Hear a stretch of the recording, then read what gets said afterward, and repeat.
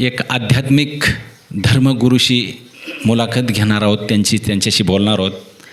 खरं तर त्यांची जीवन चरित्र आज समाजामध्ये भागवत कथाकार म्हणून त्यांची ओळख आहे. आणि खरं तर देशाची सेवा त्याने केली. सेंटर स्कूलमध्ये ते प्राध्यापक म्हणून होते. तर त्यांच्याविषयी आपण जाणून घेणार आहोत. त्यांची पहिली जसं बायोग्राफी म्हणतात किंवा त्यांची ओळख ते कशा पद्धतीने सांगतात. सर्वप्रथम मी कक्षा 7वीला असताना पंढरपूरला गेलो. त्या काळामध्ये आमचे वडील स्वर्गवासी झाले होते आणि बंधूंनी माझं पुढचं शिक्षण बंद केलं होतं. त्यामुळं मी नाराज होतो आणि एका संताबरोबर घरच्यांना न सांगता पंढरपूरला गेलो. पंढरपूरला 1 वर्ष राहिलो. आमच्या मामांना कळलं, ते मला पंढरपूरहून घरी घेऊन आले. घरी आणल्यानंतर मी काही दिवस घरी राहिलो. तिथून नंतर मी ते वांजर गावाला गंगागीर महाराजांच्या बेटावर गेलो. बेटावर 1 वर्ष राहिलो. तिथे नारायणगीर महाराज यांच्याकडून माळ घातली. कारण की पंढरपूरची माळ होती ती गाडगे संप्रदायाची होती. हे वारकरी संप्रदाय. ते म्हणाले, मी गाडगे संप्रदायाची माळ ठेवू नको, वारकरी संप्रदायाचा माळकरी हो. मग ते मी गंगागीर महाराजांना गुरु करून त्यांच्याकडून माळ घातली. 1 वर्ष तिथं शिवपूजा केली, मृदंग शिकलो. त्यानंतर तिथून काही लोक ऋषिकेशला गेले. असं ऐकलं, ऋषिकेशला फार मोठं ज्ञान भेटतं गुरुकुलमध्ये. म्हणून आम्ही ऋषिकेशला गुरुकुलला गेलो. गुरुकुलला गेल्यानंतर तिथे आम्ही 1969ला तिथे गेलो. 70, 71, 72पर्यंत आम्ही ऋषिकेशला राहिलो. तिथून दिल्लीला आलो. दिल्लीला 3 वर्ष शिकलो. त्यानंतर आमची अशी इच्छा झाली की आपण जे वृंदावनला जाऊन भागवताचं अध्ययन करावं. 1979ला मी वृंदावनला गेलो. तेथे भागवताचं अध्ययन केलं आणि 7 व्याकरणाची पढाई बी केली. दोन्ही डिग्र्या घेऊन मी वृंदावननंतर जे दिल्लीला आलो. परत दिल्लीला आमचे धीरेंद्र ब्रह्मचारी यांच्याशी मुलाखत झाली, जे इंदिरा गांधी आणि पंडित नेहरूचे गुरु होते. त्यांनी मला विचारलं, बाबा तू योगा शिकशील का? म्हणलं हा.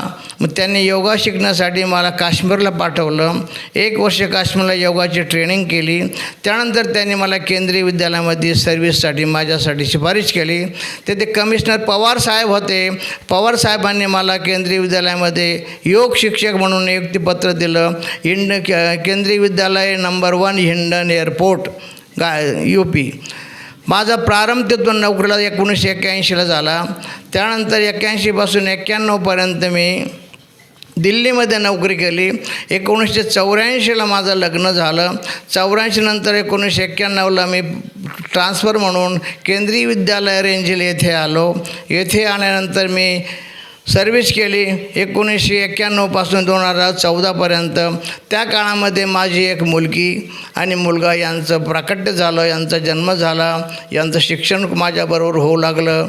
आणि 84ला माझं लग्न झालं होतं. माझी मंडळी ग्रॅज्युएट होती म्हणून त्यांना तिथं हिमगिरी विद्यालयामध्ये नोकरी भेटली माझ्या मित्राच्या सहयोगाने आणि आमचा परिवार व्यवस्थित चालू लागला.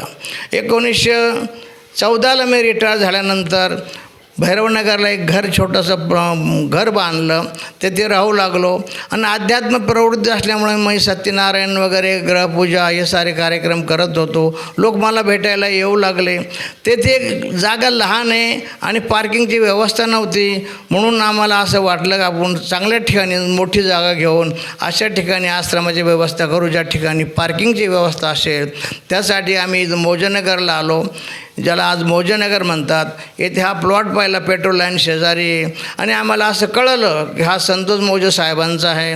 त्यांना भेटून आम्ही 2.5 गुंठे जागा घेतली.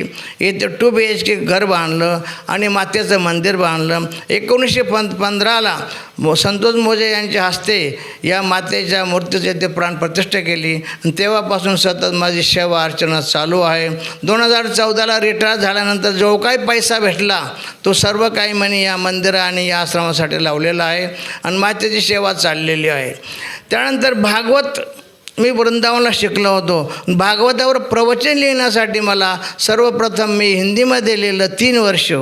त्याच्यानंतर इथं वातावरण पाहिलं मराठी आहे, त्या हिंदीचा मला अनुवाद करायला बरंच 2 वर्ष लागले आणि मराठी आणि हिंदी दोन्ही भाषांमध्ये मी सध्या भागवत प्रवचन करीत आहे.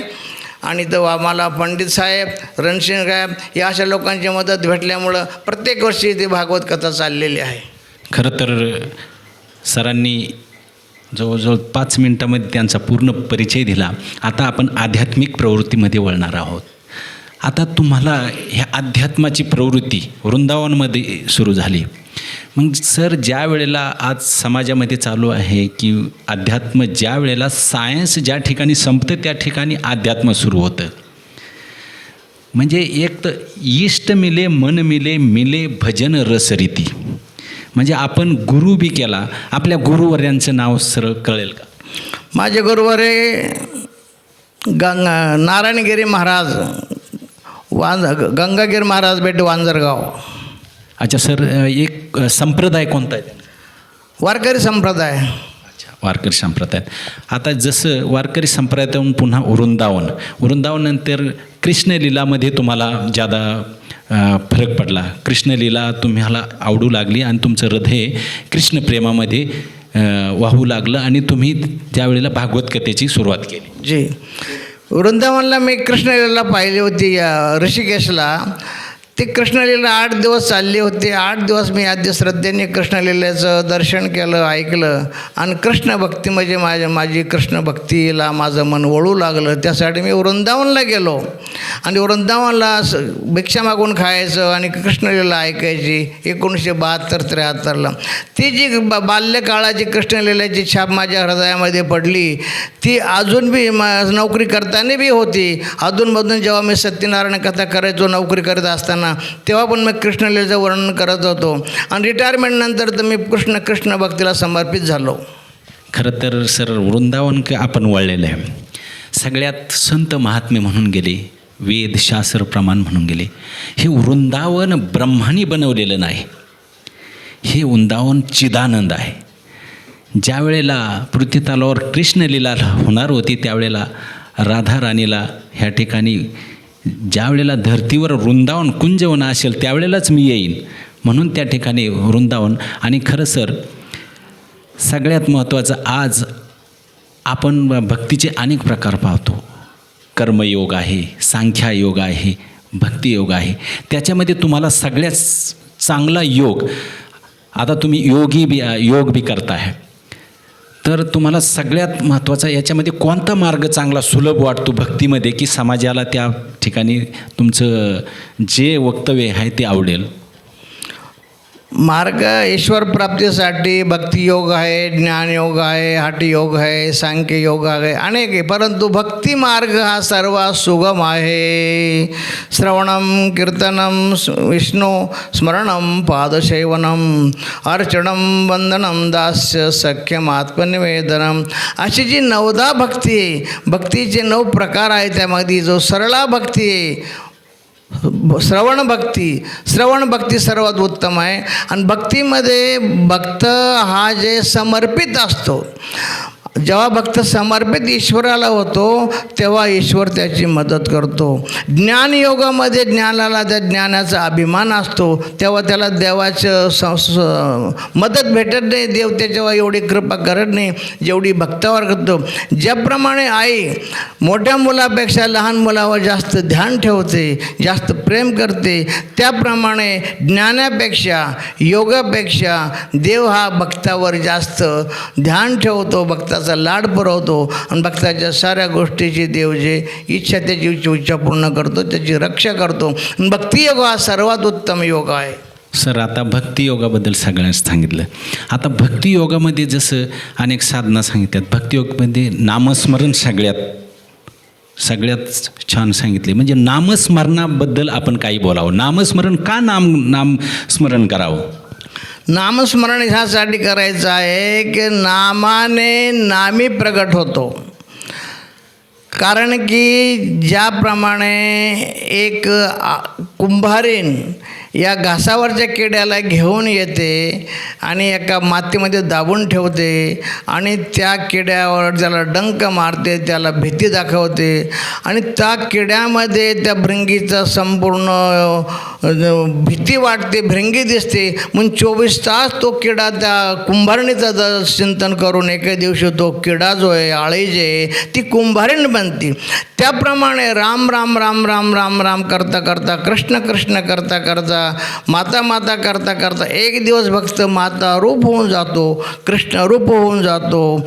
कारण की नारदाने राम राम करता करता नारद एक वाळकोळ्याची कीर्ती वाढली गहन, केली रामायण रामादी. नामामुळे वाळ्या कोळी जो होता तो वाल्मिकी महर्षी झाला. म्हणून जे भक्ती आणि भक्तीमध्ये नाम आहे हे सर्वात सुगम आणि सर्वात श्रेष्ठ आहे. अच्छा, आता सर सगळ्यात महत्त्वाचं अध्यात्मामध्ये सांप्रदायिकसुद्धा अनेक आहेत. प्रत्येक संप्रदाय भगवानापर्यंत पोहोचणार आहे की ज्या भक्ताची जो स्वभाव आहे त्या पद्धतीने त्याला तो संप्रदायात मिळत गेला. म्हणजे इष्ट मिले मन मिले, मिले भजन रस रीती, तावक होई जासो तासो की जे प्रीती. सगळ्यात महत्त्वाचं नामस्मरणावर बोलतोय सर. आपण नाम साधना कशी करता? माझं साधना माझी 24 तास चालू असते. झोपण्यापूर्वी बी मी नामस्मरण करून झोपतो आणि जेव्हा मी खाली असतो, खाली तर नसतोच आहे, जेवणाची व्यवस्था करताना की पूजा करताना माझं भागवत चिंतन हे चालू असतं. भागवताची माझी पुनरावृत्ती चालली असते. काल माझा भागवतचा पुनरावृत्तीचा 12वा स्कंद संपलेला आहे. आज परत मी भागवत महात्म्यापासून सुरुवात करणार आहे. भागवत चिंतन माझं जेव्हा झोपेमध्ये बी काही वेळेला मला स्वप्न पडतात, माझं भागवत चिंतन हे 24 घंटे चालू असतं. अच्छा सर, आता तुम्ही सर्व भागवतावर चिंतन करता, नामस्मरण चिंतन करता. सगळ्यात महत्त्वाचं तुमचं मन जोपर्यंत भगवान परमात्म्याला लागत नाही, आपण जसं भृंगी किड्याचं उदाहरण दिलं, भृंगी किडा हा त्याचा ध्यास करून करून करून करून कोण तो भृंगी किडाच झाला, आळईचा कुंभारीण झाली, आहे का नाही. मग तसं नामस्मरण करता करता कुणाचं नाम करतो आपण? त्या भगवान परमात्म्याचं नाम करतो. मग नामस्मरण करता करता जसं तो देहीच विदेही अवस्था, म्हणजे तो भगवान परमात्माच होऊन जातो. ममे अंशो जीव लोके जीव होते सनातना, म्हणजे भगवान परमात्मा सांगतो माझेच अंश आहेत, सगळे माझेच अंश आहेत.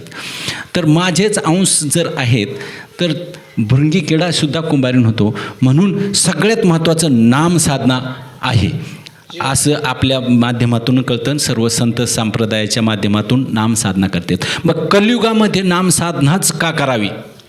कारण की पूर्वी यज्ञ, होम, दान असे काही कर्म सत्ययुग, त्रेतायुग, द्वापारयुगात चालू होते. परंतु संतांनी सांगितलं कलियुगामध्ये यज्ञासाठी शुद्ध सामग्री भेटत नाही, विद्वान पंडित भेटत नाही, देश काल परिस्थिती तशी नाही. म्हणून म्हणतात की कलौ हरेर्नाम हरेर्नाम हरे नामैव केवलम, कलौ नास्तेव नास्तेव गतिरन्यथा. कलियुगामध्ये आपण चांगल्या प्रमाणे यज्ञ करू शकत नाही, योग करू शकत नाही, ध्यान करू शकत नाही, नामस्मरण शिवाय दुसरा पर्याय नाही. चैतन्य महाप्रभू म्हणाले हरिनामाशिवाय दुसरा पर्याय नाही. कारण की नाम रपता रपता तो नर से नारायण हो जाता है. एक साधारण घासावरचा किडा जो कुंभारीण बनतो ध्यासाने, तसं देश्वराचं चिंतन करता करता हा जीव जे आहे हा ईश्वर रूप होऊन जातो. कारण की हा जीव ईश्वराचा अंश आहे. ममैवांशो जीवलोके जीवभूत सनातना मनःषष्ठांद्रियाने प्रकृती स्थानी कर्षती. ईश्वराने स्वतः सांगितले संसारामध्ये जेवढे काही प्राणी ते माझेच अंश आहेत. म्हणून ते मला कसे प्राप्त होतात? माझं स्मरण करत करत करत ते मला प्राप्त होतात. म्हणून नामस्मरणापेक्षा दुसरं काही साधन उत्तम नाही. जसं सर आपण सांगितलं कृतिक ध्याय तो विष्णू त्रेता याजत मखी द्वापारी परिचार्याम कलियुग धरणार कीर्तनात. सगळ्यात महत्त्वाचं जसं अग्नीमध्ये दायिका शक्ती आहे, अग्नीमध्ये आपण कसं बी हात लावला तर ती जळणारच, तसं नामामध्ये तारण शक्ती आहे आणि तारण शक्तीमुळे नाम कलियुगी नाम आधारा. म्हणून आज समाजाला अध्यात्मात येण्यासाठी समाज हा इतका कलियुगाचं वार आहे. जसं पापाची बारी जर झाली, पापाचा पाऊस पडला तर सगळी त्या पापामध्ये भिजतातच. म्हणून समाजाची चूक नाही, ही कलियुग आहे. म्हणून कलियुगाचं वारं तसं आहे. म्हणून याच्यासाठी अध्यात्मामध्ये नामस्मरण साधना ही सगळ्यात महत्त्वाची सांगितली. जसं महाराजांनी सांगितलं, नामापरते तत्व नाही रे अन्यथा वाया अनिक पंथा जाशी जनी. म्हणून सगळ्यात महत्त्वाचं सगळ्या समाजाला, सर्व विश्वाला आपण काय सांगणार की ह्या अध्यात्मासाठी तुमचं मन शांत, तुम्हाला खरी जीवनाची ओळख कळण्यासाठी काय करायला पाहिजे? जीवनाची ओळख करून घेण्यासाठी सत्संग करायला पाहिजे. सत्संगाशिवाय पर्याय नाही. बिनु सत्संग विवेक न होई, जो बिरांची शंकर सम होई. सत्संगाशिवाय पर्याय नाही. कारण ज्याप्रमाणे एका रोग्याला डॉक्टरच्या औषधाची गरज असते, तसे संसारामध्ये जे आध्यात्मिक, आधी भौतिक, आधी दैविक हे जे संसार भवरोगाचे जे दुःख आहे, संसारामध्ये अनेक दुःख आहे. संसार दुःख मूळ चहूकडे इंगळ, विश्रांती नाही कोठे रात्रंदिन तळमळ. प्रपंच करताना तो प्रापंचिकपणे रात्रंदिवस तळमळ करतो. त्याच्या तळमळे दुःखापासून त्याला दूर करण्यासाठी सत्संगाशिवाय दुसरा पर्याय नाही. सत्संगती कथय किन्न करोति पुंसा. 5 मिनिटाच्या सत्संगतीमुळे कोळवाल डाकू होता वाल्मिकी, तो महर्षी झाला. 5 मिनिटाच्या गौतम बुद्धाच्या संगतीमुळं अंगुलीमाल डाकू जो होता भिक्षू झाला. रसखान हे कृष्णाची भक्ती ऐकून कृष्ण भक्त झाले.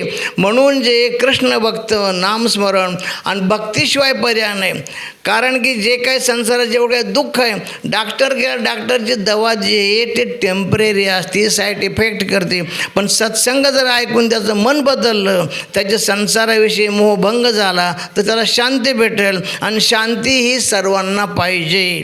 जन्मापासून मृत्यूपर्यंत मनुष्य जो प्रयत्न करतो तो सुखासाठी आणि शांतीसाठी, परंतु ते सुख शांती त्याला प्रपंचामध्ये भेटत नाही, ते त्याला अध्यात्मामध्ये, सत्संगामध्ये भेटते. सत्संगाशिवाय पर्याय नाही.